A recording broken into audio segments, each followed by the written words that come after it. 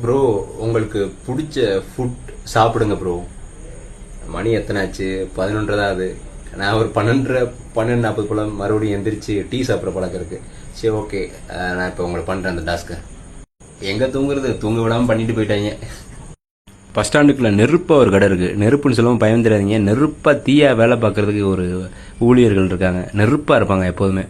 காரைக்குடி இருட்டையும் அழகுதான். பால் பல் இருக்கானே எங்க இல்லை போல. இன்னும் நம்ம ஐட்டத்தை காணோம். இது எவ்வளோண்ணே? 12 ரூபாயா? நல்லா தான் இருக்கு. எனக்கு பிடிச்ச ஃபுட்டுன்னு சொன்னாவே பிரியாணி தான். இப்போ அப்போ எப்போவும்.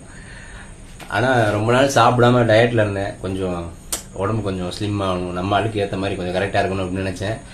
ஆனால் இப்போ பிரியாணி டாஸ்க்காக கொடுக்குறீங்க, மறுபடியும் உடம்பு ஏறிட்டேன்னா போச்சு. சரி ஓகே, எனிவே ஒரு கேக் வாங்கினேன். பிடிச்ச ஐட்டம் அது. பால் பண்ணு பிடிச்ச ஐட்டம் அது இல்லாதனால அந்த பார்த்துக்குங்க.